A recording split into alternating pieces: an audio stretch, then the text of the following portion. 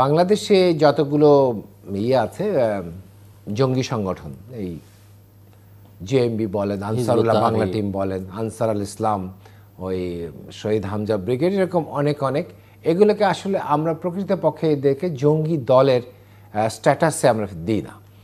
এদেরকে আমরা বলি টাস্ক গ্রুপ, অর্থাৎ এক একটা জায়গাকে এক একটা টাস্ক দেওয়া হচ্ছে যে তোমরা শুধু এটি নিয়েই থাকবা, কিন্তু মূলত এরা সবাই এক। তো এই জায়গাটা আমরা অনেক সময় এই বিভিন্ন নাম বলে বলে আমরা একটু বিভ্রান্তের মধ্যে পড়ি। আমরা এদের ভেতরে কোনো পার্থক্য খুঁজে পাইনি। তো হিজবুত তাহরিরকে বলা হয়েছে যে তুমি শুধু ব্রিলিয়েন্ট স্টুডেন্ট এবং বিত্তশালীদের মধ্যে তুমি কাজ করো, তো তার নাম হচ্ছে হিজবুত তাহরির। তো আগে এটিকে আলাদা সংগঠন মনে করা হতো, তারপরে মনে করা হতো জেএমবি, তারা হচ্ছে মাদ্রাসার দিকে কাজ করছে। আনসারুল ইসলাম হচ্ছে এই হিজবুত তাহরির থেকে যারা রেডিকালাইজড হয়ে আসছে, সেই জঙ্গি, যারা জঙ্গি পর্যায়ে পৌঁছে গেল, তাদেরকে দিয়ে জঙ্গিত্ব করার জন্য সেইটুকু টাস্কের ভেতরে আছে। সবগুলি মিলিয়ে ফেললে এদেরকে বানালো কারা?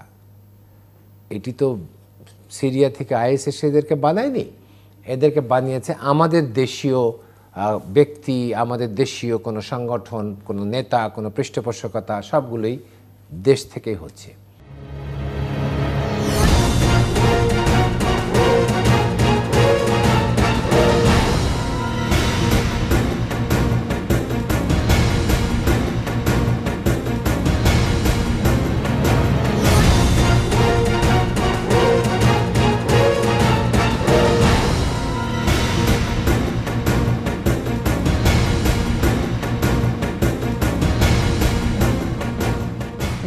বাংলাদেশের বাইরে পৃথিবীর বিভিন্ন প্রান্তে যে যেখান থেকে চ্যানেল আই দেখছেন, আপনাদের সকলকে সাদর আমন্ত্রণ তৃতীয় মাত্রা দেখবার জন্য। প্রিয় দর্শক, সাম্প্রতিক নানা বিষয় নিয়ে আলোচনার জন্য আমার সঙ্গে স্টুডিওতে রয়েছেন, আমার বায়ে বসা আছেন বাংলাদেশ আওয়ামী লীগের মুক্তিযুদ্ধ বিষয়ক উপকমিটির সদস্য মোহাম্মদ মনিরুজ্জামান মনির, এবং আমার ডানে রয়েছেন বাংলাদেশ জাতীয়তাবাদী দল বিএনপির প্রশিক্ষণ বিষয়ক সম্পাদক এবিএম মোশাররফ হোসেন। স্বাগত আপনাদের দুজনকে তৃতীয় মাত্রায়। বাংলাদেশ অনেক দিন ধরেই নির্বাচন, গণতন্ত্র, মানবাধিকার, শ্রম অধিকার নানা বিষয় নিয়ে নানা রকমের আন্তর্জাতিক চাপের মধ্যে ছিল, কিন্তু এখন সব কিছু ছাপিয়ে মনে হচ্ছে যে বাংলাদেশটা এক ধরনের দুর্নীতি নিয়ে বা দুর্নীতি কেন্দ্রিক বিষয় নিয়ে এক ধরনের চাপের মধ্যে আছে, বা নানান আন্তর্জাতিক মহলের কথাবার্তাও সেটা মোটামুটিভাবে বোঝা যাচ্ছে। তো আমি একটু মনিরুজ্জামান মনির, আপনার কাছ থেকে বুঝতে চাই, যেহেতু আপনি ক্ষমতাসীন দলের একজন নেতা, আপনি কি মনে করেন যে বিষয়টা সরকার যথাযথভাবে অ্যাড্রেস করছে দুর্নীতি ইস্যুটা বাংলাদেশে? এবং সমস্যাটা তো অনেক গভীর, বহু বছর ধরে গভীরে আছে, কিন্তু সেখান থেকে বেরোবার কোনো আন্তরিক প্রয়াস আছে কি না আসলে? জি, ধন্যবাদ আপনাকে এবং আপনার তৃতীয় মাত্রার দেশ এবং দেশের বাইরের সকল দর্শকদেরকে এবং আমার সহ আলোচক সাবেক ছাত্রনেতা এবিএম মোশাররফ হোসেন সহ সকলকে শুভেচ্ছা জানাচ্ছি। গণতান্ত্রিক রাজনীতিতে নির্বাচন একটি অন্যতম মাধ্যম, একটা প্রক্রিয়া, যে প্রক্রিয়ার মধ্যে থেকে গণতন্ত্রকে শক্তিশালীকরণ বলেন, স্থায়িত্ব বলেন, এগুলোর জন্য নির্বাচনী ব্যবস্থা একটি অন্যতম পন্থা, যার মধ্যে থেকে আপনার গণতান্ত্রিক রাজনীতি এবং তাকে সামনের দিকে এগিয়ে নিয়ে যাওয়ার জন্য একটি সুন্দর সুষ্ঠু নির্বাচনী ব্যবস্থা, একাধিক দলের অংশগ্রহণ, একটি সুষ্ঠু নির্বাচন ব্যবস্থা, এটা গণতান্ত্রিক রাষ্ট্রের জন্য খুবই গুরুত্বপূর্ণ বিষয়। সেই জায়গাটাতে আমাদের বুঝতে হবে যে আমরা গণতন্ত্রের জন্য যে সংগ্রাম করছি, সেই সংগ্রামে রাজনৈতিক দল হিসেবে আমার যে ভূমিকা সেটা আমি পালন করছি কিনা। শুধুমাত্র নির্বাচনী ব্যবস্থায় ত্রুটি আছে, নির্বাচন কমিশন নিয়ে আপনার প্রশ্ন আছে, এগুলো যেমনিভাবে আছে, সাথে সাথে এটাও আমাদের বিবেচনায় নেওয়া উচিত। এই নির্বাচনে আমি অংশগ্রহণ করে কিভাবে সেটাকে একটি টেকসই মজবুত নির্বাচনী ব্যবস্থার দিকে আমরা অগ্রসর হতে পারি, তার জন্য রাজনৈতিক দল হিসেবেও একটি রাজনৈতিক দলের তার দায়িত্ব আছে। অর্থাৎ আপনি যদি নির্বাচনে অংশগ্রহণ না করেন, তখন কিন্তু আপনি বলতে পারবেন না, বুঝতে পারবেন না যে সংকটের জায়গাটা কোথায়। নির্বাচন কমিশন শক্তিশালী করার ক্ষেত্রে রাজনৈতিক দল হিসেবে আমার কি ভূমিকা থাকা উচিত, বা রাজনৈতিক দলের কর্মী হিসেবে আমার কি ভূমিকা থাকা উচিত। সে কারণে আমি মনে করি নির্বাচনকে পরিহার না করে নির্বাচনে যুক্ত হয়ে মানুষের মাঝে সংযোগ ঘটিয়েই রাজনৈতিক দল হিসেবে আমার বিকাশ ঘটানো উচিত, এবং রাজনৈতিক কর্মী হিসেবে আমারও মানুষের কাছে কাছে যাওয়ার একমাত্র মাধ্যম হলো নির্বাচন। গণতান্ত্রিক রাজনীতির খুব দরকার। হয়তোবা আমার বিজ্ঞ সমালোচক তার জায়গা থেকে সে নির্বাচন নিয়ে অনেক রকমের কথা বলবেন, এটা সত্য। কিন্তু আমরা যদি নির্বাচনী ব্যবস্থার অনেকগুলো দিক দেখি, সেক্ষেত্রে কিন্তু অনেকগুলো দিকের উন্মোচনও কিন্তু করেছিলেন বঙ্গবন্ধু কন্যা জননেত্রী শেখ হাসিনা। অর্থাৎ 2003-04 সালের দিকে এই নির্বাচনী ব্যবস্থাটা কতটা আধুনিক হতে পারে, যুগোপযোগী হতে পারে, তার জন্য কিন্তু ছবিযুক্ত ভোটার তালিকা, স্বচ্ছ ব্যালট বাক্স, এগুলো কিন্তু বঙ্গবন্ধু কন্যা জননেত্রী শেখ হাসিনার তার মস্তিষ্ক ফসল আজকে আমরা পাচ্ছি। এবং এই নির্বাচন কমিশনও কিন্তু এটা গণতান্ত্রিক প্রক্রিয়ার মধ্যে থেকেই হয়েছে। এখন সেই প্রক্রিয়া নিয়ে আপনার প্রশ্ন থাকতে পারে, সেই প্রশ্ন আপনি করতে পারেন, কিন্তু আপনি আবার যদি অংশগ্রহণ না করে সেই প্রশ্ন করেন, তখন কিন্তু খুব বেশি জনগণ আপনাকে আস্থায় নেবে না। এটা আমার একজন রাজনৈতিক কর্মী হিসেবে বিশ্লেষণ। এবং রাজনৈতিক দল হিসেবে যদি আপনি বারবার নির্বাচন থেকে নিজেকে গুটিয়ে রাখেন, তখন কিন্তু নির্বাচনী ময়দানে কেউ না কেউ চলে আসবে। এবারের উপজেলা নির্বাচন সর্বশেষ যে জায়গাটা দাঁড়িয়ে, আমি 29 তারিখের নির্বাচনটা আমার নির্বাচনী আসনে, সেটা হলো আপনার গত 9 তারিখে। সে জায়গাটায় আমি বাংলাদেশে অন্যান্য অপরাপর জায়গায় যে নির্বাচন হয়েছে তার চেয়েও এবারের উপজেলা নির্বাচন প্রথমত প্রতিটা ধাপেই তুলনামূলক বিচারে এ যাবৎকালের সবচেয়ে স্বচ্ছ এবং সুন্দর নির্বাচন হয়েছে, সুষ্ঠু নির্বাচন হয়েছে। এবং ভোটের টার্ন আউটের ক্ষেত্রেও আমাদের এলাকা যদি ঘূর্ণিঝড় রেমেল না আসতো, তাহলে আমি মনে করি আমার 50% বেশি আমার রাজাপুর কাঠিলে মানুষ ভোট প্রদান করতেন। সেখানে 44% উপরে ভোট পড়েছে। এবং ওই অঞ্চলে যারা বিএনপির রাজনীতি করে বা এমন যারা জামাতও করে, তারাও বলতে পারবে না যে নির্বাচন নিয়ে কোনো রকমের কোনো প্রশ্ন করার জায়গা আছে। এখন আসেন, আপনি বলছেন যে নির্বাচন, গণতন্ত্র, মানবাধিকার। আমি বলছি যে ইস্যুগুলো খুবই গুরুত্বপূর্ণ। এই ইস্যুগুলো কিন্তু নিয়ে এই নানা গুরুত্বপূর্ণ আন্তর্জাতিক চাপও ছিল, কিন্তু এখন নির্বাচনোত্তর পরিস্থিতি দেখা যাচ্ছে সবকিছু ছাপিয়ে দুর্নীতিটা বড় হতে শুরু করেছে এবং সেই চাপটা কিছু লক্ষণ আমরা দেখতে পেয়েছি। অনেকে মনে করছেন সেই চাপ আরও বাড়তে থাকবে আগামী দিনে। আমি দুর্নীতির ব্যাপারে চাপটাকে আমি যদি না নিয়ে, আমি দুর্নীতিকে, আমার প্রশ্ন ছিল যে দুর্নীতিকে কিভাবে আমি যদি মনে করি যে দুর্নীতি আমার আছে, এটাকে আমি অ্যাড্রেস করে কিভাবে আমি দুর্নীতিমুক্ত বাংলাদেশ বিনির্মাণ করতে পারি, সেখানে আমাদের ফোকাস করা উচিত। এবং আমি আপনার মতন একজন বিদগ্ধ রাজনৈতিক বিশ্লেষক, বাংলাদেশের বিদগ্ধ সাংবাদিক, তৃতীয় মাত্রার মতো একটি বাংলাদেশের মতন একটি দেশে একটি মানে রাজনৈতিক টকশো করার মধ্যে থেকে একটি নতুন দ্বার উন্মোচিত করেছেন আপনি। সেখানে আমি মনে করি আপনি বাংলাদেশে অনেকের চেয়ে অনেক বেশি এই সমস্ত বিষয়ে অভিজ্ঞ মানুষ। দেখুন, আমাদের দুর্নীতির যে বিষয়টা আছে, প্রথমত দুর্নীতি নেই এই কথাটা তো আমি বলতে পারি না। দুর্নীতি গোটা দুনিয়াতেই আছে, কম আর বেশি, দুই একটা দেশে খুবই কম। কিন্তু আমরা যে দেশগুলো দুর্নীতিদেরকে অ্যাড্রেস করে, বাংলাদেশ সহ এই সমস্ত উন্নয়নকামী রাষ্ট্রগুলোর ক্ষেত্রে, সেখানে আমার অনেকগুলো আমার নিজের ব্যক্তিগত বিশ্লেষণ আছে। সেই বিশ্লেষণে আমি যদি মনে করি, সেই বিশ্লেষণ যদি আমি ব্যাখ্যা করি, তাহলে হয়তোবা অনেকে হতাশ হবে। কিন্তু আমার সেই প্রশ্নে না গিয়েও আমি মনে করি মুক্তিযুদ্ধের মধ্যে থেকে যে অর্জিত বাংলাদেশ, সেই বাংলাদেশে অবশ্যই আমার বাবা মহান মুক্তিযুদ্ধে জাতির পিতা বঙ্গবন্ধু শেখ মুজিবের ডাকে আমাদেরকে ছোট রেখে মুক্তিযুদ্ধে অংশগ্রহণ করেছিলেন। নিঃসন্দেহে কোনো রকমের কোনো বাংলাদেশের টাকা, দুর্নীতির টাকা দেশের বাইরে দুর্নীতি করে পাচার করবে, এর জন্য আমার বাবা মুক্তিযুদ্ধ করেননি। আমার বাবা মুক্তিযুদ্ধ করেছিলেন বঙ্গবন্ধুর স্বপ্নের সোনার বাংলা কায়েম, শোষণ মুক্ত একটি সমাজ ব্যবস্থা কায়েমের জন্য, একটি অসাম্প্রদায়িক বাংলাদেশ বিনির্মাণের জন্য সেদিন উনি মুক্তিযুদ্ধে গিয়েছিলেন। সেই কারণে আমি মনে করি আজকের যে দুর্নীতির ব্যাপারে সরকার যে অবস্থান নিয়েছেন, সেই অবস্থানগুলো আমি মনে করি আরও শক্তিশালী করা। এবং সেখানে আগে যে কথাটা বলছিলাম যে আপনাদের মতন যারা বিদগ্ধ মানুষ, যারা সমাজচিন্তক, তাদেরকে আরও বেশি ইতিবাচক ভূমিকা পালন করা। অর্থাৎ যেখানে দুর্নীতিটা হয়েছে সেগুলোকে ফাইন্ড আউট করা এবং সেগুলোকে ফোকাস করা, সেগুলো ফোকাস করেই কথা বলা দরকার।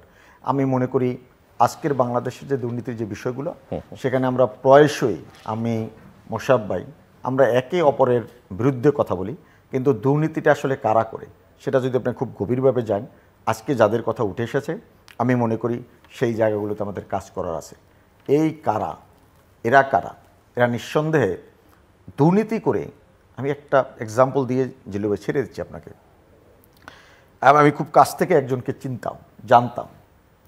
তো একদিন তার সাথে আমার সাথে কোনো একটা জায়গায় পরিচয়, দেখা, কথাবার্তা। তো আমি ওনার সম্পর্কে প্রিভিয়াসলি ইনফর্মড যে কোনো না কোনোভাবে সে অন্যায়ভাবে টাকার মালিক হয়েছে। তো আমি তার পড়াশোনার, তার সন্তানদের ব্যাপারে, পড়াশোনার ব্যাপারে যখন জানতে চাইলাম, তখন বলো এই দেশে আমার ছেলেদেরকে আমি রাখবো না। উনি একজন বড় মাপের আমলা ছিলেন। তো আমি যখন আমার সাথে যে নিয়ে আসলেন, আমি তাকে পরবর্তীতে বললাম যে বাংলাদেশের পরিস্থিতি, ওনার মতন মানুষ দুর্নীতি করে টাকা কামাই করছে, উনি ওনার সন্তানদেরকে বাইরে রাখছেন, আমার দেশের টাকা, আমার দেশের আমজনতার টাকা, আমার দেশের ট্যাক্সের টাকা উনি চুরি করেছেন, উনি লোপাট করেছেন, উনি আবার বলতেছেন এই দেশে সম্ভব না। কত রকমের অদেশপ্রেমিক এবং কত রকমের অমানুষ এই সেক্টরে। আমি মনে করি রাজনীতির ন্যূনতম নর্মস আছে, ন্যূনতম কমিটমেন্ট আছে। এই ধরনের কোনো রাজনৈতিক কর্মী দুর্নীতি করে দেশের বাইরে টাকা পাচার করতে পারে না। এটা কারা, কার সাথে কারা জড়িত, এই ব্যাপারে আমাদের সকলকে সচেতন হতে হবে। শুধুমাত্র রাজনৈতিক নেতাদের চরিত্র হনন করার জন্য নয়, যেটা 111 সরকার করেছিল। এইখানে আমাদের যারা যারা জড়িত এদের মুখোশ উন্মোচন করা উচিত। আমি আছি আবার আপনার কাছে এবিএম মোশাররফ হোসেন। ধন্যবাদ জিল্লুর ভাই, ধন্যবাদ আমার সহ আলোচক মনিরুজ্জামান মনির। আপনি যে প্রসঙ্গটা উত্থাপন করেছেন, দুর্নীতি কারা করে? যারা রাষ্ট্রীয় ক্ষমতায় থাকে এবং যাদের দুর্নীতি করার সুযোগ আছে। রাষ্ট্রের দায়িত্ব কি? এই দুর্নীতিকে নিয়ন্ত্রণ করা। কিন্তু আপনি যদি একটা সিনারিও একটু কল্পনা করেন, একটা রাষ্ট্রের বর্তমান বাংলাদেশে, আপনি বলছেন যে বর্তমান যে অবস্থা, বাংলাদেশের 4 জন লোক যারা বাংলাদেশকে প্রশাসনের সর্বোচ্চ লোক, আইজিপি, আমাদের যারা নিরাপত্তা দিয়ে থাকে পুলিশ বাহিনী তার প্রধান, উনি আজকে দুর্নীতির অভিযুক্ত।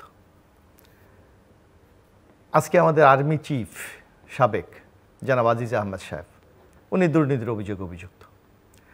এর আগে যদি আপনি একটু তাকান যে আমাদের সর্বোচ্চ বিচারালয়, সুপ্রিম কোর্টের প্রধান বিচারপতি জনাব সিনহা সাহেব, উনি দুর্নীতির অভিযুক্ত এবং ইতিমধ্যে এই সরকার ওনার বিচারও করে সাজাও দিয়েছেন। তারপর এই সাম্প্রতিককালে একটি ঘটনা যেটা চরমভাবে নাড়া দিয়েছে, যে এই সরকারের একজন সংসদ সদস্য আনোয়ার ইসলাম আনোয়ার, তার সম্পর্কে আমরা কি ধরনের মুখরোচক কথা শুনি, স্মাগলার, সোনা চালানি, সীমান্ত বাণিজ্য, নানা বিধায় শুনি। তা আপনি যদি সামগ্রিকভাবে চিন্তা করেন, একটা দেশের মূল সিনারিও যদি এটা হয়, তাহলে সেই দেশের সরকার আছে না নাই? অথবা সরকারের পৃষ্ঠপোষকতায় কি এটা হচ্ছে? এই প্রশ্নটা কিন্তু আজকে আমাদেরকে ভাবিয়ে তুলছে। অর্থাৎ যারা রাষ্ট্রীয় ক্ষমতায় আছে তারাই আজকে এই দুর্নীতিকে সবচেয়ে বেশি প্রশ্রয় দিচ্ছে। আমি যদি আপনাকে একটি উদাহরণ দিই, এই জনাব বেনজির আহমেদ সাহেব, আপনার নিশ্চয়ই মনে আছে আওয়ামী লীগ আজকে 13 বছর ক্ষমতায়, এই 54 বছর, প্রায় 16 বছর কাছাকাছি। 13 বছর উনি পুলিশের অত্যন্ত গুরুত্বপূর্ণ দায়িত্ব পালন করেছেন। 2010 থেকে 2015 পর্যন্ত উনি কমিশনার ছিলেন ঢাকা মহানগরের। 2015 থেকে 20 পর্যন্ত উনি র্যাবের ডিজি ছিলেন এবং 2020 থেকে 22 পর্যন্ত উনি পুলিশের আইজিপি ছিলেন। এবং আমরা যতটুকু পত্রপত্রিকা ইদানিং দেখছি ওনার দুর্নীতির ব্যাপারে, যে উনি যখন র্যাবের ডিজি থেকে শুরু করে তখন থেকে উনি এই অবৈধ সম্পদ অর্জন শুরু করেছে। তাহলে আমি একটু প্রশ্ন করতে চাই মনিরুজ্জামান মনির, একটা গভর্নমেন্টের কাজটা কি? গভর্নমেন্টের নানা গোয়েন্দা সংস্থা থাকে এবং আপনি জানেন যে আমাদের কাউন্টার ইন্টেলিজেন্সও কিন্তু আছে। একটা যদি ফেল করে আরেকটা যেন সেই শূন্যস্থান পূরণ বা একটা আরেকটা খোঁজ খবর রাখে, হ্যাঁ, আরেক পক্ষ রাখে। তাইলে আজকে আমাদের এই যে এসবি আছে, ডিবি আছে, এনআইএসআই আছে এবং সর্বশেষ আমাদের আর্মির কিন্তু ডিজিএফআই আছে। তাহলে এই একটা সংস্থাও কি আমরা জানি না যে জনাব বেনজির আহমেদ সাহেব এই কর্মকাণ্ডের সাথে জড়িত? অর্থাৎ সরকারের পৃষ্ঠপোষকতায়। কারণ সরকারের ইন্টারেস্টটা কি? সরকারের ক্ষমতায় থাকার গ্যারান্টি হলো মিস্টার বেনজির আহমেদ। আপনার মনে আছে 2014 নির্বাচন, বাংলাদেশে নির্বাচন ব্যবস্থা নিয়ে রাজনৈতিক দলগুলোর মধ্যে মতপার্থক্য থাকতে পারে, ভিন্নতা থাকতে পারে, তাদের কর্মসূচি থাকতে পারে। এই বেনজির সাহেব বলেছিলেন দেখা মাত্র এই আন্দোলনকারীদের বুকের মধ্যে গুলি করে দিতে হবে। এটা কি একটি, কিন্তু সবচেয়ে ইন্টারেস্টিং কথা যে উনি একসময় দুর্নীতির বিরুদ্ধে, আমি ওই কথা বলছি। তারপর উনি এই কথা বলেছেন যে দুর্নীতি কোনোভাবে করা যাবে না, দুর্নীতি দরকার হলে মাটির নিচ থেকে খুঁজে বের করতে হবে। সেই লোক আজকে দুর্নীতির কি অবস্থা, 500-600 বিঘা তার জমি, ঢাকাতে ফ্ল্যাট, বাংলাদেশে এমন কোনো ডিস্ট্রিক্ট নেই যেখানে তার সম্পত্তি নাই। তাইলে আমার প্রশ্ন হলো, মনিরুজ্জামান মনিরের সরকার হলো দীর্ঘ 16 বছর প্রায় ক্ষমতা, 15.5 বছর, উনি কি দেখে নেই? বরং আমরা দেখেছি এই যে বেনজির সাহেবদের, এবং তার কাছ থেকে হিন্দু মানে আমি আরেকটু ঘটনা সেটা রক্ষা পায়নি, এমনকি আওয়ামী লীগও রক্ষা পায়নি। আমরা হ্যাঁ, যদি আমি একটু আপনাকে সভাপতি বা সাবেক একটা উদাহরণ সদস্য দিই। ওই যে আপনি যে কথাটি বললেন যে আমরা কিন্তু এখনো পর্যন্ত বাংলাদেশে আপনি যাই বলেন, যে কোনো মাধ্যম বলেন, রাজনীতিবিদ বলেন, ব্যবসায়ী বলেন, সাংবাদিকদের কিন্তু আলাদা একটা শ্রদ্ধার চোখে দেখে, আবার কিন্তু একটা ভয়ের চোখও দেখে, কারণ তারা সত্য উদ্ঘাটন করে। আপনি দেখেন এই বেনজির সাহেব আইজিপি, আওয়ামী লীগের দুবারের নির্বাচিত সংসদ সদস্য শফিকুর রহমান এবং প্রেস ক্লাবের উনি সভাপতি, এবং অন্য একটা সূত্র থেকে জানা যায় উনি যখন ছাত্র ছিলেন ঢাকা বিশ্ববিদ্যালয়ের মাননীয় প্রধানমন্ত্রীর সহপাঠী ছিলেন। ওনার মতো লোককে তুলে নিয়ে ওনার সিটিজেন টিভির মালিকানা 35% লিখিয়ে নিয়েছে, উনি বলার মতো সাহস পায় নাই। অর্থ আমি মনিরুজ্জামান মনিরাজ যে কথা বলে আইনা ওনারা নিজেরা চেহারাটা দেখে কিনা, অথচ বাংলাদেশে এমন একটা ভয়ের সংস্কৃতি চালু করেছে যে একজন সরকারি দলের সংসদ সদস্য, প্রেস ক্লাবের সভাপতি এবং একজন খুব বিখ্যাত সাংবাদিক ওনার মতো লোক মুখ খুলে কথা বলতে পারছে না। মানে কোন বাংলাদেশে আমরা বসবাস করছি? তারপরে এই আজিজ সাহেব আপনার মনে আছে, একজন আর্মি আমাদের কিন্তু গৌরব, আমরা অহংকার করি আমাদের বাংলাদেশ সেনাবাহিনী নিয়ে।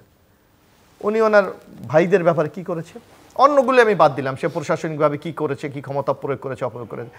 একটা সাংবিধানিক প্রতিষ্ঠান নির্বাচন কমিশন, সেখানে ওনার ভাইদের ন্যাশনালিটি করেছে, বাপের নাম চেঞ্জ করেছে, মায়ের নাম চেঞ্জ করে নিজের নাম করেছে, কিভাবে সম্ভব এবং এর সাথে কারা জড়িত? অর্থাৎ আমাদের সমাজের টোটাল রন্ধ্রে রন্ধ্রে আওয়ামী লীগ আজকে দুর্নীতিকে এস্টাবলিশ করে দিয়েছে। এক, তারপর এই আপনি দেখেন আনার সাহেব, আওয়ামী লীগরা বলবে যে এইরকম সমাজ হয়। আনার সাহেব যখন 2011 গভর্নমেন্ট আসে তখন তার নামে প্রায় 39টি মামলা, তখন ইন্টারপোলের রেড অ্যালার্ট তার নামে। তো যেই লোকটা ইন্টারপোলের রেড অ্যালার্ট তাকে খুঁজছে, তার বিরুদ্ধে দুর্নীতির অভিযোগ, স্মাগলিংয়ের অভিযোগ, সীমান্তচার, তাকে আপনি নমিনেশন দিয়ে 3বার এমপি করেছেন। অর্থাৎ এর মধ্যে আব্দুল তুষার নামক আমাদের ডাক্তার একজন, উনি লিখেছেন যে চাকরের যদি এই অবস্থা হয়, মানে এই যে বেনজির বা আজ, তাহলে মালিকের কি অবস্থা? এক, আপনাকে আমি এখন একটু পরিসংখ্যা দিয়ে বলি। এই বাজেট, তার একটা বাজেট দিয়েছে, একটু ছোট করে, হ্যাঁ আমি ছোট্ট করে বলছি। বাজেটে আপনি দেখেন এই যে বাজেটটা দিয়েছে, একদিকে তারা উন্নয়নের মহাসড়কে প্রবেশ করেছে, অথচ আপনি আর আমি জানি না, ওটা মনিরুজ্জামান জানে না। আমরা কিন্তু রাষ্ট্রের পক্ষ থেকে 1 টাকাও নেই, অথচ আমাদের 1,55,000 টাকা ঋণ কিন্তু আমার মাথার উপর আছে। যে সন্তানটি আজকে জন্মগ্রহণ করবে তার উপরে একই বোঝা। শুধু তাই না, সবচেয়ে ভয়ঙ্কর ব্যাপার হলো সুইজারল্যান্ড ভিত্তিক ইউএসবি ব্যাংক 2023-এর একটা প্রতিবেদন দিয়েছে যে বাংলাদেশের 1700 বিলিয়ন ইয়ান তাদের ওখানে টাকা রেখেছে, এই যে যার টোটাল জিডিপির প্রায় 10%। এ কারা এই টাকাটা পাচার করেছে? অর্থাৎ আপনি টাকা পাচার করবেন, আপনি ব্যাংক লুট করবেন, তারপর আপনি ব্যবস্থা নেওয়া যাবে না। এই যে আব্দুল্লাহ বাচ্চুদের মতো লোকরা চলে যায়, কোনো ব্যবস্থা গ্রহণ করা হয় না। তো সুতরাং একটা যেই সরকার আজকে দুর্নীতিকে শুরু সামগ্রিকভাবে পৃষ্ঠপোষকতা করে, সেখানে আপনি গণতন্ত্র বলেন, মানবাধিকার বলেন, ন্যায় বিচার বলেন, এটা কিভাবে আপনি মনিরুজ্জামান মনিরদের একটা জিনিস আমার কাছে খুব করুণ হয়। আমার তো এক সহযোদ্ধা একসাথে রাজনীতি করেছে, ওনারা কার মুক্তিযুদ্ধের চেতনা আমরা বাস্তবায়ন করতে চাই, আমরাও তো চাই, কিন্তু মুক্তিযুদ্ধের চেতনা এই যে আপনি ব্যাংক লুট করবেন, মুক্তিযুদ্ধের চেতনা এই যে আপনার সরকারি কর্মচারীকে দুর্নীতি করার সুযোগ দিয়ে আপনি রাষ্ট্রীয় ক্ষমতায় থাকবেন। উনি বলেছে হ্যাঁ, মাননীয় প্রধানমন্ত্রী বলে যে আমি মানুষের ভোটের ভাতের অধিকার কোন জায়গায় ভাতের অধিকার প্রতিষ্ঠা করেছে? আজকে বাংলাদেশের মানুষ তো ভোট দিতে যাচ্ছে না। এটা আওয়ামী লীগ তো রিয়ালাইজ করা উচিত যে প্রধানমন্ত্রীর আমরা এই রেফারেন্সটা উদ্ধৃত করি বিভিন্ন জনসভায়, কিন্তু এখন কেন মানুষ ভোট দিতে যায় না? মানুষ কেন নিজেকে উড্ড করে নিয়েছে, ভোট থেকে মুখ ফিরিয়ে নিয়েছে? আজকে কেন ভোটের বাক্স শূন্য হয়ে যাচ্ছে? অর্থাৎ মানুষের মধ্যে একটা চরম অনাস্থা আওয়ামী লীগ তৈরি করেছে। এই অবস্থা থেকে বের হয়ে যাওয়ার একটাই পথ আছে, সেটা হলো গণতান্ত্রিক বাংলাদেশ তৈরি করা। এছাড়া আগামী বাংলাদেশকে রক্ষা করার ন্যূনতম কোনো সুযোগ নাই। আওয়ামী লীগ হয়তো ক্ষমতায় আছে, কিন্তু আগামী দিনে এমন একটি ভয়ঙ্কর বাংলাদেশ অপেক্ষা করছে যার সবচেয়ে বড় মাসুল দিতে হবে বাংলাদেশ আওয়ামী লীগ। আমি শেষের জায়গা থেকে শুরু করি। আমি আমার ইন্ট্রোতেই বলেছিলাম যে মুক্তিযুদ্ধের আদর্শের সাথে দুর্নীতি করে দেশের বাইরে টাকা পাচার, এটা মুক্তিযুদ্ধের চেতনার সাথে যায় না। আমার ভাই হয়তো বা কথাটা বুঝতে পারেননি। এরপরে আসেন যে নির্বাচনী ব্যবস্থার যে অনীহা, সেটাও আমি বলেছি যে নির্বাচনী ব্যবস্থায় অনীহা না, যদি তাই হতো তাহলে ভোটের মাঠে আমার নির্বাচনী এলাকায় সর্বশেষ যেটা হলো, সেখানে 44% বা 45% মানুষ ভোট কেন্দ্রে যেত না। এবং ভোটের স্থানীয় সরকার উপজেলা নির্বাচন, তো ভোটের মাঠে যেই যদি অনীহা থাকতো, তাহলে আপনাদের এই ডাকে আপনারা তো লিফলেট বিলি করছেন যেন কেউ ভোটে না যায়, তাহলে সেটা যদি অনুপস্থিত করতে পারতেন, তাহলে বোঝা যেত যে দেশের জনগণ আপনার কথায় আপনার ডাকে সাড়া দিচ্ছে। এই রকমের আমরা একটি দীর্ঘ আন্দোলন প্রক্রিয়ার মধ্যে থেকে রাজনৈতিক কর্মী হিসেবে তো বেড়ে উঠছি। এরকমের সিচুয়েশন বঙ্গবন্ধু কন্যা শেখ হাসিনা 96 সালে ফেব্রুয়ারি মাস একটি উত্তাল গণজোয়ার তৈরি করতে পেরেছিল। আপনারা পারেননি। কী কারণে পারেননি? বিকজ বাংলাদেশের মানুষ আপনাদের উপরে আস্থা নাই। আপনি আনার ইস্যুতে যে কথাটা বলেছেন, প্রথমত আপনি যেটা বলেছেন যে নির্বাচনের ব্যবস্থার কথা তো বললেন, তারপর আসলেন দুর্নীতিতে। আমি দুর্নীতিকে আমার অবস্থান থেকে আমি জিরো টলারেন্স, এটা আমার নেত্রীও এবং আমি ব্যক্তিগতভাবে এটার ব্যাপারে মানে কোনোভাবে কোনো রকমের দুর্নীতি করে রাষ্ট্রের টাকা চুরি করা, লোপাট করা একজন কর্মচারীর এটা কাজ না। কর্মচারী দিনের শেষে, মাসের শেষেও বেতন পায়। He is bound for serving the people. True, কিন্তু তাহলে এগুলো আমি বলছি এখন আজকে আপনার যে আইজিপির কথা বলা হয়েছে, আইজিপি যদি আপনার এই বিচারি আইনি ব্যবস্থার বাইরে চলে যেত তাহলে আপনি কিন্তু প্রশ্ন করতে পারতেন। সরকার কিন্তু, আমি জাস্ট ছোট্ট ইন্টারাপ্ট করি, সেটা হচ্ছে যে প্রথম কথা হচ্ছে যেটা মোশাররফ হোসেন যথার্থ তুলেছেন যে উনি তো ডিএমপির কমিশনার ছিলেন, এগুলো তো একটা ভেটিং হয়, কিন্তু ইন্টেলিজেন্স রিপোর্ট এই সম্পর্কে একদিনে করেন। আমি বলেছি এবং এটি একটি পত্রিকা লিখলো, তারপরে সোশ্যাল মিডিয়াতে চাপ তৈরি হলো, তারপরে দুদক ইনভলভ হলো, তারপরে আদালত, তার আগে কেন? জলিল ভাই, যখন একটা পত্রিকা এসেছে, পত্রিকা আসার পরপরই আমি কোনো একটা চ্যানেলে কথা বলেছিলাম, আমি তখনও কিন্তু তার ব্যাপারে নেতিবাচক মন্তব্য করেছিলাম।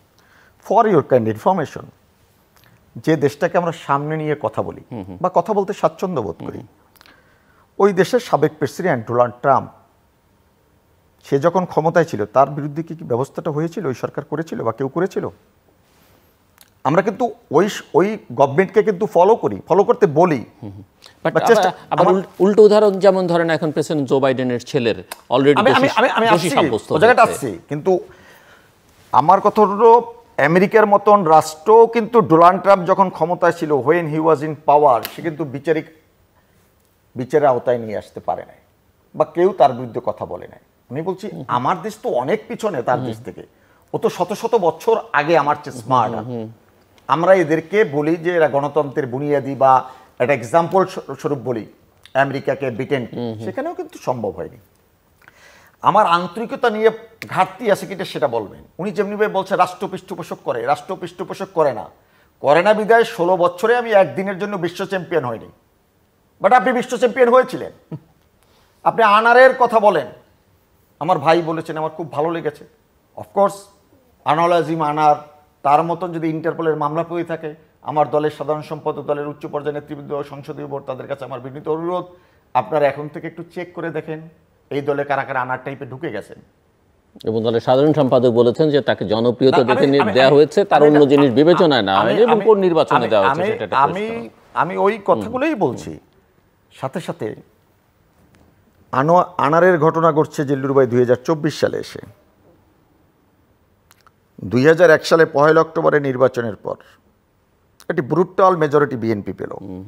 বাংলাদেশের সকল মানুষ জানে suitcase party, briefcase party leader Lutfozzaman Babar, how he became the state minister, এবং হোম মিনিস্ট্রির মতো একটা সেন্সিটিভ মিনিস্ট্রিতে তার নেতৃত্বে 21 আগস্ট গ্রেনেড হামলা ঘটেছিল। তারা কিন্তু 2024 সালে, 2001-এর মানুষ 2024 সালে সে আনারের আঙ্গুল তুলতে আমরা পারি না। কোথায় কি এটা কিন্তু প্রত্যাশিত নয়। আনারের ঘটনা দুঃখজনক, আমার দলকে আমি বলেছি, আবার এও বলি যে আপনি আনারের কথা বললেন, এটা আমার প্রত্যাশিত। আমি একজন রাজনৈতিক কর্মী হিসেবে আনারদের মতন মানুষ যদি সত্যি সত্যি এই ঘটনাগুলো ঘটে থাকে, এ ধরনের মানুষের ক্ষেত্রে দল হিসেবে আওয়ামী লীগের অবশ্যই এটা দেখার অনেক জায়গা আছে। আওয়ামী লীগের হাজার হাজার নেতাকর্মী আছে, 80-র দশকে, 90-র দশকে, 75-এ বঙ্গবন্ধু হত্যার পর তারা জীবন যৌবনের ঝুঁকি নিয়ে আওয়ামী লীগ করেছে। আমরা যখন বঙ্গবন্ধুর কথা বলছি, দেশে আইনের শাসনের কথা বলছি, বঙ্গবন্ধু হত্যার বিচারের কথা বলছি, তখন এদেশে এমপি হব, মন্ত্রী হবে, এটা আমার টার্গেট ছিল না। আমার টার্গেট ছিল মুক্তিযুদ্ধে আদর্শিক বাংলাদেশ বিনির্মাণ করা, বঙ্গবন্ধুর হত্যার বিচার করা, এটা ছিল আমার আদর্শিক অবস্থান। আপনার আজকের যে জায়গাটা বলছেন একজন আইজিপির কথা, আমি তো আপনার একজন প্রতিমন্ত্রীর কথা বললাম। এটা একটা দল ক্ষমতা আসলে তাকে মন্ত্রী বানায়, আর একজন আইজিপি একটি রাষ্ট্রের বিভিন্ন কর্মকাণ্ডের মধ্য থেকে যখন সে প্রমাণিত হয়, তারপর সে এই জায়গাটায় যায়। দল তো একজনকে নিয়ন্ত্রণ করে, দল তো তাকে প্রতিমন্ত্রী বানায়, মন্ত্রী বানায়, সরাসরি প্রাইম মিনিস্টার বানায়, তাই তো? তাহলে কীভাবে লুৎফুজ্জামান বাবরের মতন মানুষকে আমরা প্রতিমন্ত্রী করেছিলাম? আজকের আমার দল বাংলাদেশের ওনারা সব মানুষকে দেখতে আছেন খুব দুর্নীতিবাজ, খারাপ। আমি তো মনে করি এই পুলিশ সেক্টরে সবচেয়ে বেশি আধুনিকায়ন করেছে, যুগোপযোগী করেছেন বীর মুক্তিযোদ্ধা আসাদুজ্জামান খান কামাল। আমি তো 10 বছর 16 বছরের শাসনামলের মধ্যে একজন কামালের নাম বলতে পারি। ওনারা কি বলতে পারবেন? ওনার 5 বছরের মধ্যে 2টা মন্ত্রী হয়েছিল। একজন ছিলেন সাবেক বিমান বাহিনী প্রধান আলতাফ চৌধুরী, ওনার এলাকার মানুষ। কি বলেছিল? একটা স্টেটমেন্ট করতে পারে না সাংবাদিকদের সাথে, সেও দেশের ফুল মন্ত্রী হয়েছিল। বলেছিল আল্লাহর মাল আল্লাহ নিয়ে গেছে। এটা সত্য। আমি আমার বাবা হারাইছি, আপনার মা হারাইছেন, বাবা হারাইছেন, তো আমাদের চলে যেতে হবে। কিন্তু একজন দায়িত্বশীল কি মানুষ বলতে পারে আল্লাহর মাল আল্লাহ নিয়ে গেছিল? সেও দেশে মন্ত্রী হয়েছিল। কে বানাইছিল? খালেদা জিয়া নিয়েছিল। আমাদের এই যে রাজনীতির পরিপক্কতা আমাদের যে আসে নাই, সিদ্ধান্তগুলো নেওয়ার ক্ষেত্রে যে আমাদের ভুল সিদ্ধান্ত, এগুলো থেকে আওয়ামী লীগ বিএনপি সকলকেরই শুধরানোর জায়গা আছে, কাজ করার জায়গা আছে। তো আঙ্গুল যখন আমরা তুলব তখন এই কথাগুলো বিবেচনা করতে হবে। আমি ওভারঅল যে জিনিসটা মনে করি সেটা হলো যে শুদ্ধি অভিযান। আজকের আমার ভাই দুর্নীতির বিরুদ্ধে কথা বলতেছেন, ওনার দলের ভিতরেতে শুদ্ধি অভিযান চালানোর জন্য বলতেছেন, উনি পারতেছেন? আমি তো আবার বলছি আমার জেনারেল সেক্রেটারি যদি এটা থাকে তাদের দায় আছে, আনারকে যদি নিয়ে কথা বলে। উনি কোনোদিন তারেক রহমান সম্পর্কে বলতে পারেন? যে ওনার লিডারশিপ চেঞ্জ করা উচিত। কেন? সে বাংলাদেশের গোটা দুনিয়ার মাঝে একজন দুর্নীতিবাজ হিসেবে স্বীকৃত। যে আমেরিকার নিয়ে কথা বলে, সেই আমেরিকার তো মরিয়াটি তো বলেছিল যে he is a danger man, he is a corrupted man, শীর্ষ সন্ত্রাসী বলেছিল, তার বার্তায় বলেছিল। আমেরিকাকে তো আমরা ফোকাস করে কথা বলি, সেই আমেরিকাই বলেছিল। আজকে যে স্যাংশনের কথা বলেন আমেরিকার আপনারা, স্যাংশন তো অনেক আগে তারেক রহমান খাওয়া। সেই স্যাংশন যদি হয়ে থাকে তাহলে আপনার আজিজ বা বেনজির তাদের নিয়ে আমরা খুব লাফালাফি করি। আপনার দলের যে অ্যাক্টিং চেয়ারম্যান করছেন সে তো একজন বিশ্বের সেরা দুর্নীতিবাজ, আপনি কি না করতে পারেন না? এটাই দলিল না। এখানে একটি কথা জানি, এই মনিরুজ্জামান মনিরদের সবচেয়ে বড় একটা ব্যাপার, কোনো কিছুতে নিজের অপকর্ম ঢাকার জন্য বিএনপির নেতৃত্বকে নিয়ে আসে। উনি লুৎফুজ্জামান বাবরের কথা বলেছে, একটা লোক রাজনৈতিক জনপ্রতিনিধি ছিলেন, উনি এমপি হয়েছেন, এমপি থেকে মন্ত্রী হয়েছেন। লুৎফুজ্জামান বাবরের বিরুদ্ধে কি একটা দুর্নীতির অভিযোগ উত্থাপিত হয়েছে এখন পর্যন্ত? রাজনৈতিক কারণে তার বিরুদ্ধে মামলা দিয়ে তাকে ফাঁসানো হয়েছে, কিন্তু দুর্নীতির অভিযোগে বিএনপির কোনো নেতৃবৃন্দকে। তারেক রহমানের কথা বলেছে, তারেক রহমানকে দুর্নীতির কোনো মামলায় তারেক রহমানকে অভিযুক্ত করতে পেরেছে? পারে নাই। বরং রাজনীতি থেকে তারেক রহমানদেরকে নিঃশেষ করে দেওয়ার জন্য যত পরিকল্পনা দরকার আওয়ামী লীগ সেগুলি করছে। আপনাকে উনি বলেছে যে আওয়ামী লীগ এগুলি ব্যবস্থা নেওয়া উচিত, তো 15.5 বছর তারা ক্ষমতা, আর কবে নেবে? যেমন এইবার এই বাজেটে আপনি দেখেন, আপনি আর আমি যদি বৈধ টাকা ইনকাম করি আমাকে 30% দিতে হবে, ট্যাক্স দিতে হবে। আর কেউ যদি টাকা চুরি করে বিদেশে পাচার করে, উনি বাংলাদেশে ফেরত নিয়ে আসবেন, ব্যাংকের মাধ্যমে প্রণোদনা পাবেন 5%, আবার 15% ট্যাক্স দিলে উনি শুদ্ধ হয়ে যাবেন, সৎ হয়ে যাবেন, বেনজির আহমেদের মতো শুদ্ধ, ওই যে পুলিশের শুদ্ধাচার পুরস্কার পেয়ে যাবেন। এই হলো আওয়ামী লীগের পলিসি। এখানে আপনি কি করবেন? যে রাষ্ট্র, মনিরুজ্জামান মনি আমাদের বক্তব্য হলো রাষ্ট্র যেখানে পৃষ্ঠপোষকতা করে সেখানে আপনি কিভাবে? সেটা তো ওই জায়গায় যে অভিযোগ পাল্টা অভিযোগ বাদ না, দিয়ে পাল্টা অভিযোগ না, রাষ্ট্রটাকে ফিক্স করার একটা চেষ্টা। আপনি রিয়ালিটিটা দেখেন, আপনি রিয়ালিটিটা দেখেন। আমার কথা হলো যে পাল্টা রাজনীতি ধরেন ওনারা করছেন না, আপনারা যে করবেন বা করতে পারবেন সেই অঙ্গীকারের জায়গা, সেটা কি মানুষকে সেই জায়গায় আস্থার জায়গায় নিয়ে যায়? অবশ্যই। আমাদের ভিশন 2030 আপনি দেখেছেন, আমরা স্পেসিফিক মন্ত্রণালয়ে কোন জায়গায় কি করব আমরা স্পেসিফিক সব কিছু বলেছি, যে এই বিএনপি যদি ক্ষমতা যায় এখানে এই সেক্টরে আমরা এইগুলি কাজ করব।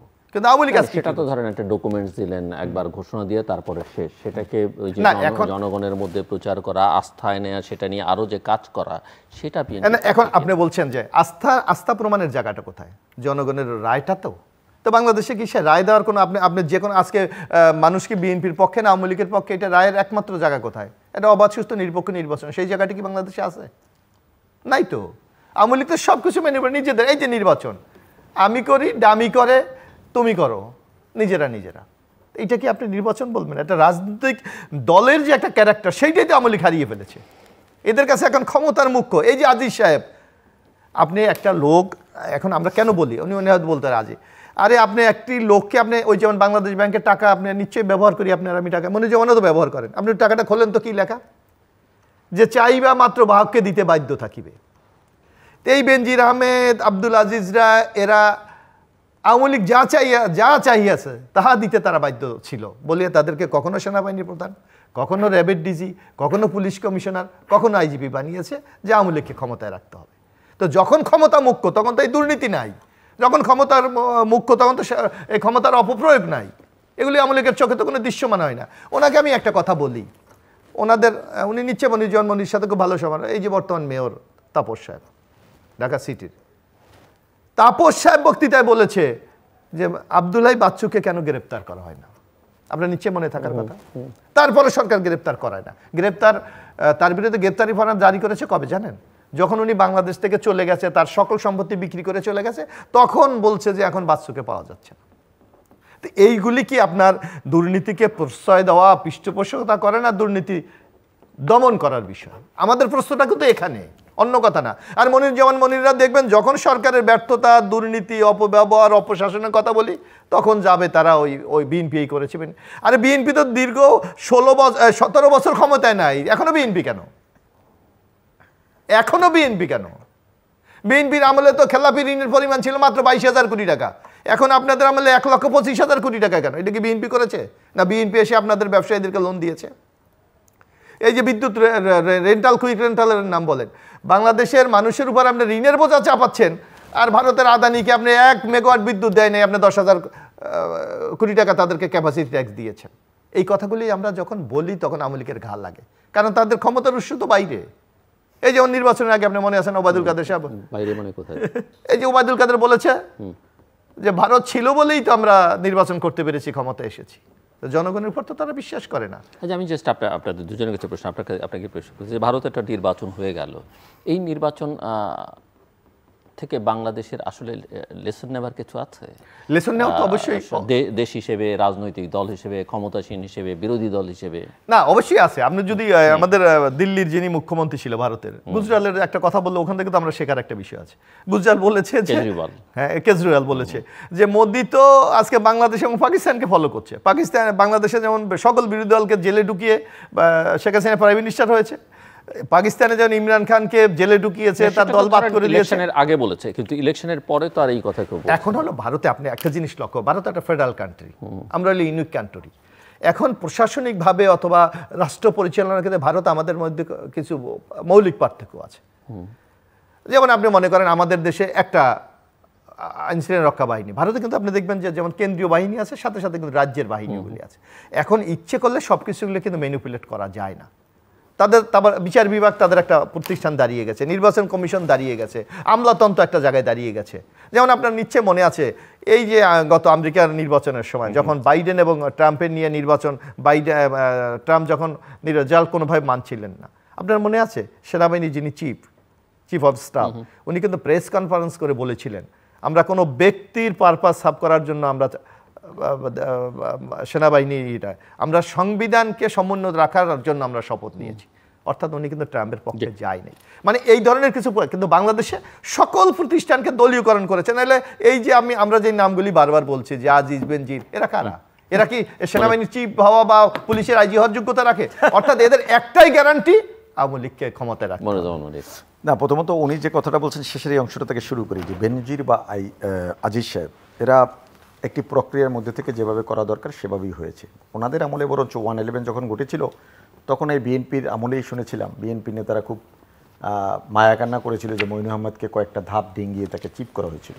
তো এই রকমের কাউকে ডিঙ্গিয়ে আজিজ বা বেনজিরকে করা হয় না। একটি মানুষের যে স্বাভাবিক যে গতিতে যেভাবে পদোন্নতি হয়, বিভিন্ন পদে চাকরি করার মধ্যে থেকে আজিজ সাহেব এবং বেনজির সাহেব চিফ অফ আর্মি স্টাফ এবং পুলিশের আইজিপি হয়েছিলেন। আপনাদের আমলে বরঞ্চ এক্সাম্পলগুলো আছে।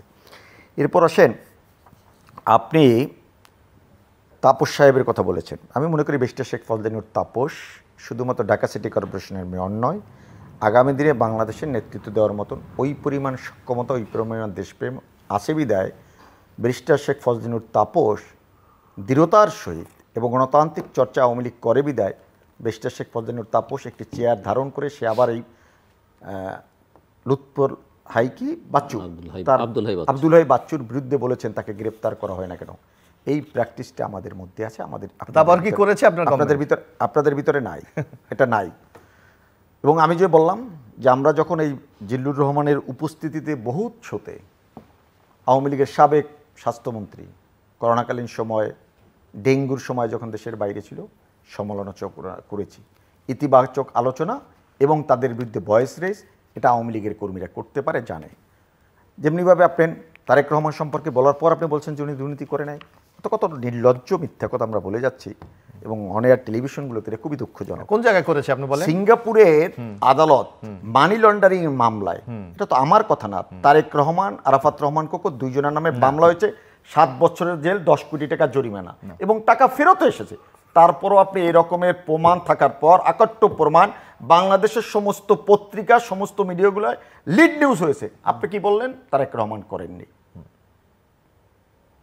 এখনো বাংলাদেশের, আমি নিকেতনে থাকি, ওখানের একজন বিশেষ ছেলে তারক রহমানকে বিভিন্ন জায়গা থেকে টাকা পাঠায়। আর এই যে ক্ষমতায়, আমি তো বললাম ভাই টাকা ওই যেমনিভাবে একজন আমলা পাঠায় ঠিক তেমনিভাবে তারেক রহমানদেরও টাকা যায়। সব সত্য কথা বলা যায় না, সব সত্য কথা আপনি বলতে পারেন না।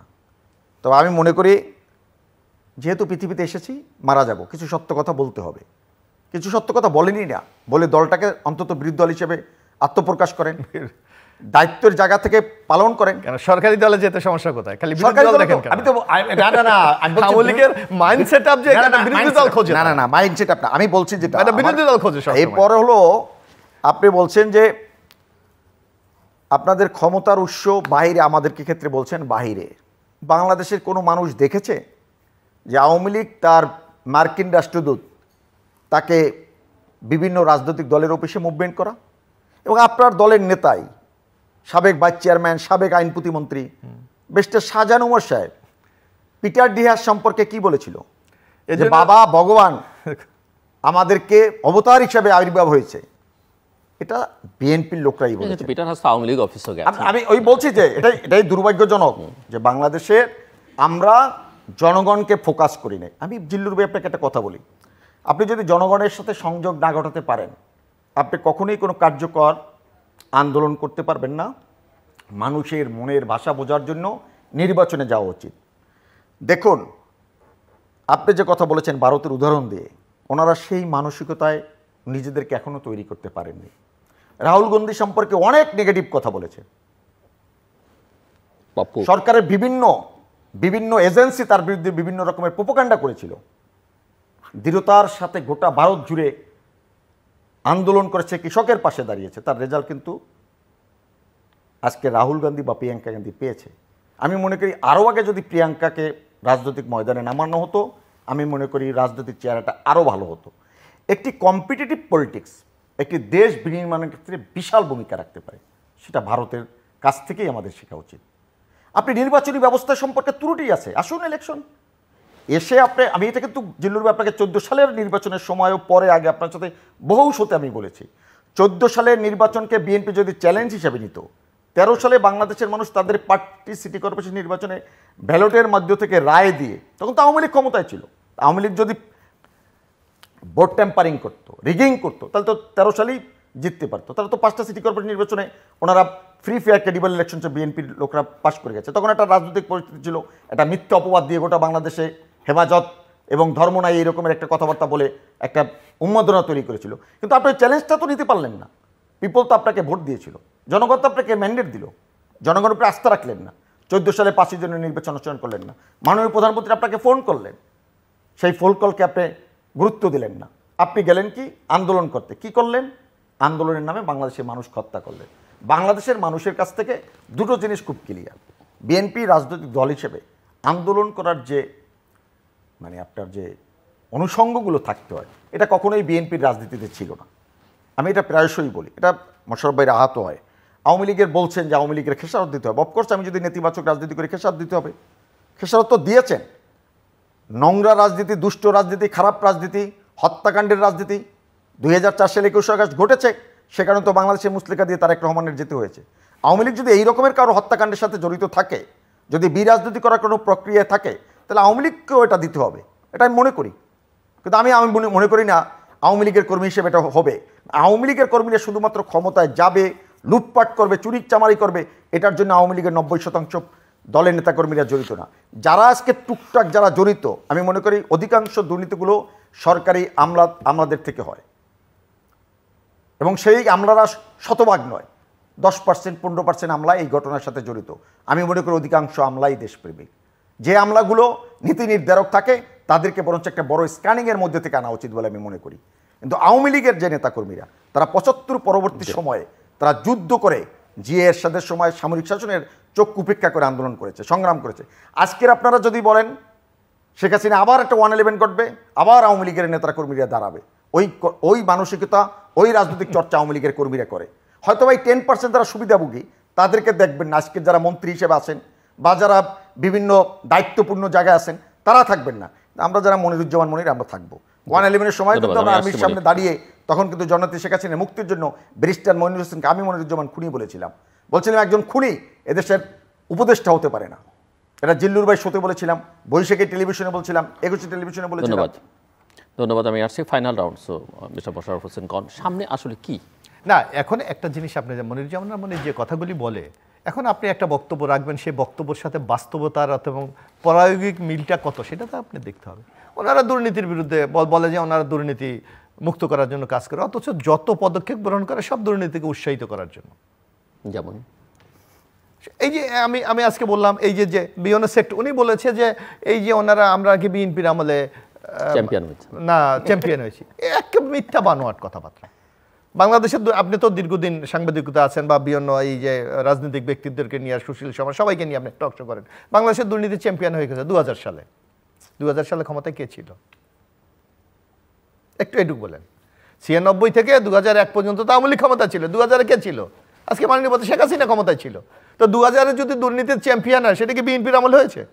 2000-এ আওয়ামী লীগ ক্ষমতায়, 2001-এর 11ই অক্টোবর বিএনপি ক্ষমতা গ্রহণ করেছে, মানে ওই অর্থ বছরও ফুল আওয়ামী লীগ ক্ষমতা। 2 বছরের দায় আওয়ামী লীগের, আপনি বলছেন 3 বছর আপনাদের দায়। আমাদের না, আমরা বরং আপনি দেখেন 2006 যখন বিএনপি ক্ষমতা থেকে ক্ষমতা হস্তান্তর করে তখন বাংলাদেশের দুর্নীতির সূচকে অবস্থান 13, অর্থাৎ আমরা কমিয়ে এনেছি।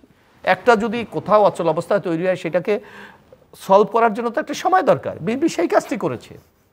আজকে মনিরা বলে বরং আওয়ামী লীগের অর্জনটা কি? আমি একটা প্রশ্ন করতে চাই, আওয়ামী লীগ তো এই দীর্ঘ 15 বছর ক্ষমতায়, অর্জনটা কি? আজকে বাংলাদেশ যে কয়টি সেক্টরের উপর দাঁড়িয়ে আছে আপনি দেখেন।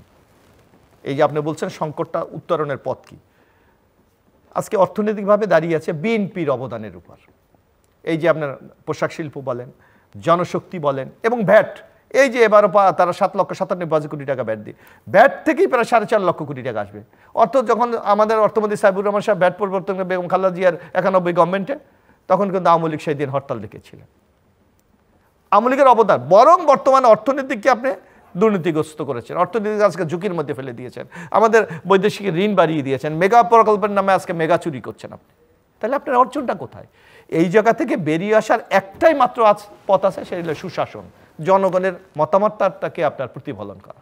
কিন্তু সেই জায়গাতে আওয়ামী লীগ নাই, তারা যে কোনো মূল্যের ক্ষমতা। উনি বলছে বেনজিরা প্রোটোকল মেনটেন করে ক্ষমতায় আছে। বাংলাদেশ তো ছোট্ট দেশ, বেনজির সাহেবের সাথে যারা কলিগ তারা এসপি হিসাবে রিটায়ার্ড হয়েছে। কেন আওয়ামী লীগের 17 বছরে তাদের প্রমোশন দেওয়া হয়নি, তাদের পোস্টিং দেওয়া হয়নি। তো যেই লোকটা এসপি হিসাবে রিটায়ার্ড করেছে সেই লোক কিভাবে আইজি হবে? যেই লোকটাকে সচিব বানানো হয়েছে গত 15 বছর, তাকে প্রমোশন দেওয়া হয়নি।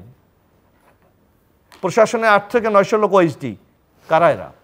এরা কি ভারত থেকে এসেছে না পাকিস্তান থেকে এসেছে? অর্থাৎ এমন একটা মনোপলি প্রশাসন সাজিয়েছে, ওই যে একটা কথা আছে না, স্টেপ 1, 2, 3, 4, যেখানে আপনি জানেন আওয়ামী লীগের বাইরে কিচ্ছু নেই। তো এমনি একটা বাংলাদেশ তৈরি করে আপনি সুশাসন প্রতিষ্ঠা করবেন, গণতন্ত্র প্রতিষ্ঠা করবেন, মানবাধিকার প্রতিষ্ঠা করবেন, সমাজে একটা ন্যায় বিচার প্রতিষ্ঠা করবেন, এটা কিভাবে সম্ভব? এই যে আমরা তো রাজনীতি করি, মনিরুজ্জামান মিয়াও তো রাজনীতি করে, মনিরুজ্জামান মনিরও, আপনিও করেন। আপনি দেখেন আজকে প্রশাসনে একটা লোকের সাথে কথা বলা যায় না। যদি আমরা কোনো বিশেষ ব্যক্তিগত কাজে কথা বলতে চাই, ভাই কথা বলা যাবে না, রেকর্ড হচ্ছে, মানে কল রেকর্ডিং হচ্ছে, তাইলে ওনাকে ওএসডি হয়ে যাবে, উনি ওনার পদে থাকবে না। অর্থাৎ এমন একটা ভয়ের সংস্কৃতি আওয়ামী লীগ সারা বাংলাদেশে চালু করেছে, মানে ওনাদের পক্ষে থাকতেই হবে। কেউ যদি বিবেকের তাড়নায় ন্যায্য কাজ করতে চায় সেই সুযোগটুকু বাংলাদেশে এখন নাই। এমন একটা বাংলাদেশে আমরা বসবাস করছি, যার জন্য আপনি দেখেন মনিরুজ্জামান মনির, আমি তো একেবারে আপনাকে ইন্টারন্যাশনাল জরিপের ডাটা আমি দেখতে পারি, বা ইন্টারন্যাশনাল জাস্টিস ইন্ডেক্স, আমরা 126তম আমাদের অবস্থান, বিচার বিভাগের কোনো অবস্থান আমাদের নাই। আজকে আপনি দুর্নীতি বলেন, আমাদের অবস্থান কি বাংলাদেশে? আজকে আপনার এই যে গণতন্ত্র বলেন, আমরা আজকে হাইব্রিড গণতন্ত্রের মধ্যে আছি। এই যে আপনাদের গণমাধ্যমের সূচকে এবারও তো আমরা 2 ধাপ অবনমন ঘটেছি। কোন সূচকে বাংলাদেশ অগ্রগতি আছে আপনি বলেন? আওয়ামী লীগ এই 15.5 বছর শাসনে বাংলাদেশকে একটি বিপজ্জনক অবস্থার মধ্যে নিয়ে গেছে। এই যেমন নোবেল বিজয়ী ডক্টর ইউনূস কালকে কি বলেছে, যে বাংলাদেশে ন্যূনতম রাজনীতি করার কোনো স্পেস নাই। একজন ইন্টারন্যাশনাল রিনাউন্ড লোক নাই।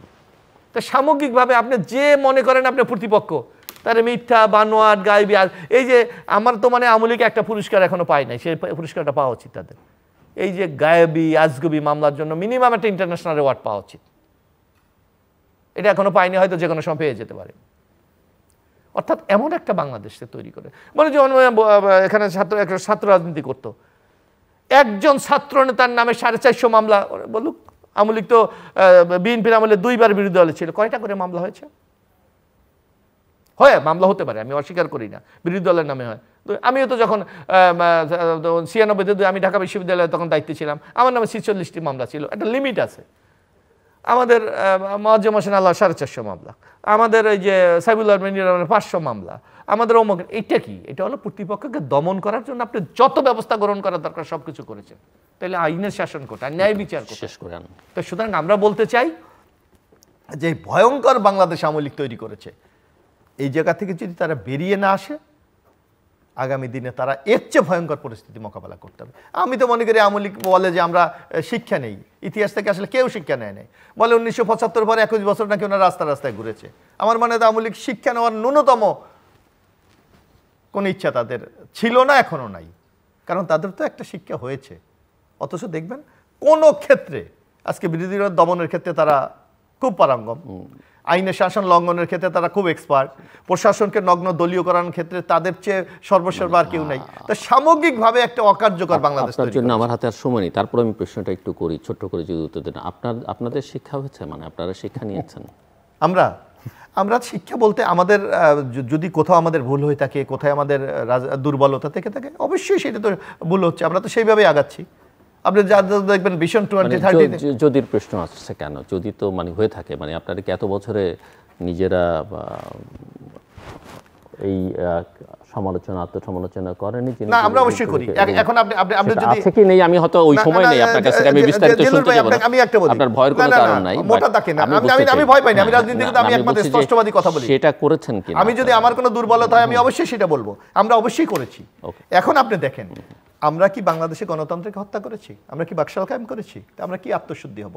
আমরা কি সংবাদপত্রের স্বাধীনতাকে রদ্দ করে মানে 4টা সংবাদপত্র রেখেছি? আমরা আরেকদিন হয়তো না আমি আমার কথা হলো বিএনপির মেজর রংটা কোথায় আপনাকে সেটা দেন। হ্যাঁ, বিএনপির একটা ভুল আমি লক্ষ্য পাচ্ছি, সেটা হলো বিরোধী দল বা রাজনৈতিকের ধ্বংস করতে পারিনি আমরা, যেটা আওয়ামী লীগ সক্ষম হয়েছে। এ ব্যর্থতা আমাদের। ওনারা যেটা উনি আবার এখনো বললাম যে উনি যেখান থেকে শেষ করলেন আমি সেখান থেকেই বলি, আওয়ামী লীগ যদি প্রতিপক্ষের বিরুদ্ধে মামলা করে থাকে, বিএনপি 21 আগস্ট গ্রেনেড হামলা ঘটিয়ে শেখ হাসিনা সহ আওয়ামী লীগের 24 জন মানুষ মারা গেছে এবং শেখ হাসিনাকে মোহান রাব্বুল আলামিন বাঁচিয়েছিলেন। আওয়ামী লীগের সাথে বিএনপির বেসিক ডিফারেন্স, আওয়ামী লীগ কাউকে হত্যা করে না, রাজনীতি গণতান্ত্রিক রাজনীতিতে মিথ্যা মামলা এটাও কাঙ্ক্ষিত নয়, সেখান থেকে আমরা ওভারকাম করতে চাই। কিন্তু আমরা অতীতের যে দিনগুলোই 2001 সাল থেকে 2006 সালের যে প্রেক্ষাপট বাংলাদেশে ছিল, এটা বাংলাদেশ একটি মানে এর মতন জঘন্য ভয়ঙ্কর কালো রাত এই দেশে যেন আর না আসে। 2004 সালে 21 আগস্টে এই মতো ঘটনা, 1 অক্টোবরে নির্বাচনের পর সংখ্যালঘু রেপ, ধর্ষণ, মামলা, হত্যা, এই রকমের নির্মম পরিহাস যেন বাংলাদেশের মানুষের জীবনে নেমে না আসে। ওনার সেকেন্ড পার্টে বলেছিলেন যে দুর্নীতি কোন জায়গাটায় গেছে, কালো টাকা সাদা করতে পারবো, ওই কথাটা ভুলে গেছিলাম। বাংলাদেশের প্রথম একজন চিফ এক্সিকিউটিভ বাংলাদেশের প্রধানমন্ত্রী বেগম খালেদা যে প্রথম কালো টাকা সাদা করেছে, সাবেক অর্থমন্ত্রী প্রয়াত মিস্টার সাইফুর রহমান, উনি কালো টাকা সাদা করেছিলেন। আজকের প্রমোশন পোস্টিংয়ের ক্ষেত্রে আমি দুটো নাম বলি জিল্লুর ভাই, তাহলে বুঝবেন যে বাংলাদেশের প্রমোশন এবং পোস্টিংয়ের ক্ষেত্রে কোনো রকমের যে দলকানা হয়ে আওয়ামী লীগ কাজ করে না, তার জ্বলন্ত উদাহরণ আজকের আইন সচিব হিসেবে যে সরওয়ার সাহেব আছেন, তার পলিটিক্যাল আইডেন্টিটিকে আপনি জেনে নিয়েন। এই কয়েকদিন আগ পর্যন্ত মিস্টার ইব্রাহিম এলজিএডির সচিব ছিলেন, তার পলিটিক্যাল আইডেন্টিটি জেনে নিয়েন। বাংলাদেশের পুলিশের যে ডিআইজি হচ্ছে, এডিশনাল আইজিপি হচ্ছে, একদম ডিউ টাইমে যারা আজকে প্রমোশন হচ্ছে তার মধ্যে বিএনপি করা লোক আছে, সরকার বিরোধী লোক আছে, দেশ বিরোধী লোক আছে। অর্থাৎ প্রমোশন দেশ বিরোধী লোক আছে। আমি আপনাকে যে দুইটা সচিবের নাম বলেছি, একজনের কথা আপনি যদি খুঁজতে পারেন তার পলিটিক্যাল ফিলোসফি কি সেটা আপনি জানতে পারবেন। আসেন, ওনারা আপনি বলছেন যে ওনারা শিক্ষা গ্রহণ করছেন কিনা। আরে জিল্লুর ভাই যদি শিক্ষা গ্রহণ করতো তাহলে যখন যুদ্ধাপরাধীদের বিচার হয় ওনারা বলে মুক্তিযুদ্ধের চেতনা ধারণ করেন। ওনারা মুক্তিযোদ্ধার দল জিয়াউর রহমানের, আমি বলতে বাধা নাই উনি মুক্তিযোদ্ধা, আমি স্বীকার করে নিলাম। আপনাদেরও করতে হবে যে আওয়ামী লীগ শিক্ষা গ্রহণ করেছে কিনা। আওয়ামী লীগ যে যে জায়গাটাতে শিক্ষা গ্রহণ করছে, যদি না করে থাকে তার খেসারত দিবে। কিন্তু আজ পর্যন্ত জাতির সামনে বেগম জিয়া বা মির্জা ফখরুল ইসলাম আলমগীর বলছে যে আমরা যুদ্ধাপরাধীদের পাশে দাঁড়াই, এটা আমার ভুল ছিল, আমার স্পিডের সাথে যায় না। সালাউদ্দিন কাদের চৌধুরী যখন রায় হয় তখন দল থেকে বহিষ্কার করে না। তারা কিভাবে বলে যে শিক্ষা গ্রহণ করছে? তারা এই দেশে আরেকটি 21 আগস্ট ঘটনা ঘটাবে না, এর নিশ্চয়তা কি? বাংলাদেশের সবচেয়ে বড় কালো দাগ ছিল 15 আগস্ট বঙ্গবন্ধুর হত্যাকাণ্ড, যে একটি নির্মম হত্যাকাণ্ডের পর বাংলাদেশের 1979 সালের পার্লামেন্টে 26শে জুলাই আইন পাশ করেছিল জিয়াউর রহমান। বঙ্গবন্ধু হত্যাকাণ্ডের বিচার করার জন্য ইন্ডিভিজুয়াল অর্ডিন্যান্স জারি করেছিল খুনি মোস্তাক, আইনে রূপান্তরিত করেছিল জিয়াউর রহমান। তাদের কাছ থেকে যদি আমার শিক্ষা গ্রহণ করতে হয় গণতন্ত্রের সংজ্ঞা, তাহলে আমি সেই সংজ্ঞা শিখতে চাই না। কারফিউ দিয়ে যে দেশ পরিচালনা করছে সে গণতান্ত্রিক হয়ে গেছে। বাকশাল তৎকালীন সময় সিদ্ধান্ত ছিল, উনি শেষের মুহূর্তে বলছেন সেখানে তুলতে পারলাম না। 75-এর 25শে জানুয়ারি বাকশাল কোনো অগণতান্ত্রিক পদ্ধতি নয়, পার্লামেন্টে দাঁড়িয়ে প্রকাশ্য দিবালোকে জাতির জনক বঙ্গবন্ধু শেখ মুজিব 75 সালের 25শে জানুয়ারি বাকশাল কেন কি কারণে প্রয়োজন তার দিক নির্দেশনা দিয়েছিলেন। তৎকালীন সময়ের প্রেক্ষাপটেই বাকশাল ঘটনা। ইনডেমনিটি নিঃসন্দেহে একটি ঘৃণিত অধ্যাদেশ, সংসদে পাশ করা সেটা একটা ঘৃণিত বিষয়, কিন্তু সেই ইনডেমনিটির পক্ষে যারা ভোট দিচ্ছেন এমন অন্তত কয়েকজনকে আপনারা, 5 জনকে তো অন্তত পটেই আপনারা মন্ত্রী এমপি বানিয়েছেন। আমি সেটা রাজনৈতিক পট পরিবর্তনের ক্ষেত্রে যারা যারা করে, আমি তো বললাম যে এটা আপনার যে ভুলের মধ্য থেকে আমরা যেটা আগে আপনাকে বলেছিলাম যে আজকের রাজনীতির সবচেয়ে বড় সংকটটা কি? বড় সংকটটা হলো আপনি যদি 14 সালে অংশগ্রহণ করতেন এই নির্বাচনটা অনেক বেটার হতো। আজকে কংগ্রেস ইন্ডিয়া জোট যেটা করলো, ইন্ডিয়া জোট যে নির্বাচন করলো সেই কারণে কিন্তু এই নির্বাচনটা কম্পিটিটিভ হলো। কংগ্রেস এবং ভার্সেস বিজেপির যে ইলেকশনটা হলো তার নেতৃত্বে এনডিএ জোট, একটা ইন্ডিয়া জোট, এই জোটটা যখন হলো তখন কিন্তু দুই পার্টির কেন্দ্রীয় নেতাদের কিন্তু সিদ্ধান্ত নিতে হচ্ছে তার পপুলার ক্যান্ডিডেটটাকে তার বের করা। এই পপুলার ক্যান্ডিডেটটা কিন্তু 14 সাল থেকে আমরা বের করতে পারছি না জিল্লুর ভাই। এই সংকটের জায়গাটা আমরা কেউ অ্যাড্রেস করছি না। 14 সালে বিএনপি যদি ইলেকশনে আসতো তাহলে সেই নির্বাচনে আমাদের মতন কমিটেড রাজনৈতিক কর্মীরা জায়গা না। সেটা ঠিক আছে, সেখানে ওই আনারদের এই ধরনের নির্বাচনে দিয়ে বের করা। কিন্তু উনি আরেকটা কথা বলেছেন সেটা খুব গুরুত্বপূর্ণ, যে প্রতিষ্ঠানগুলো কিন্তু খুব গুরুত্বপূর্ণ। আমি আপনাকে বলছি যেটা বলছেন তার সাথে আমি অনেক জায়গার সাথে সহমত প্রকাশ করি, আবার অনেক সাথে দ্বিমত পোষণ করি। উনি বলছে কিছু অর্জন হয় না। আমার 16 বছরে বঙ্গবন্ধু কন্যা শেখ হাসিনার নেতৃত্বে 2006 সালে উনি থেমে গেছিলেন। ওই 2006 সালে আমি বিশ্ব অর্থনীতি ছিলাম 63তম অর্থনীতির দেশ। আজকে বঙ্গবন্ধু কন্যা রাষ্ট্রনায়ক শেখ হাসিনার নেতৃত্বে যে সরকার, এই সরকার 33তম অর্থনীতির দেশে দাঁড়িয়েছে। সেই কারণে আজকের যা অর্জন এটা বঙ্গবন্ধু কন্যা রাষ্ট্রনায়ক শেখ হাসিনার নেতৃত্বেই অর্জন। ধারাবাহিক ক্ষমতা থাকার কারণে এই সুযোগ বাংলাদেশের মানুষ দিয়েছিল বিধায় আমরা একটি জায়গায় উপনীত হতে পেরেছি।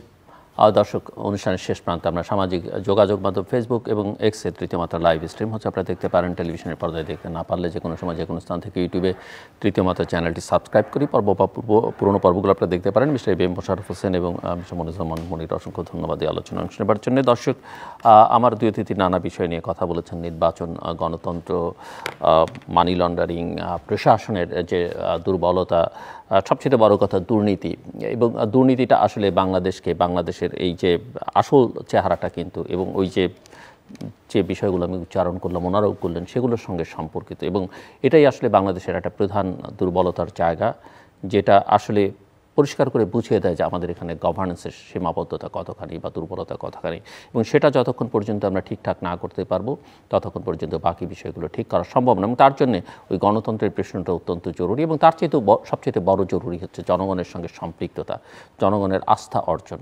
যখন ভোট থাকবে তখন আসলে ভালো প্রার্থীদের প্রতিটা দল মনোনয়ন দেওয়ার চেষ্টা করবে। অবশ্যই সে নির্বাচন আবার প্রতিদ্বন্দ্বিতামূলক নির্বাচন হতে হবে, না হলে এক পেশে নির্বাচন হলে ওই যে কাউকে দাঁড় করিয়ে দেওয়া যায় এবং বলাই যেতে পারে যে তাদের জনপ্রিয়তার কারণে দেওয়া হয়েছে, অন্য কিছু বিবেচ্য বিষয় নয়। কিন্তু আসলে সব কিছু বিবেচনার মধ্যে রাখতে হবে, এবং সেটা না রাখবার ফলে আজকে কিন্তু আনার বেনজির বা আজিজ যতটা না ক্ষতিগ্রস্ত হয়েছে, তার চেয়ে অনেক বেশি ক্ষতিগ্রস্ত হয়েছে আমি মনে করি ক্ষমতাসীনরা, বাংলাদেশ আওয়ামী লীগ এবং অবশ্যই বাংলাদেশ। আমাদের সঙ্গে থাকবার জন্য অসংখ্য ধন্যবাদ, আপনাদের সবার জন্য শুভকামনা।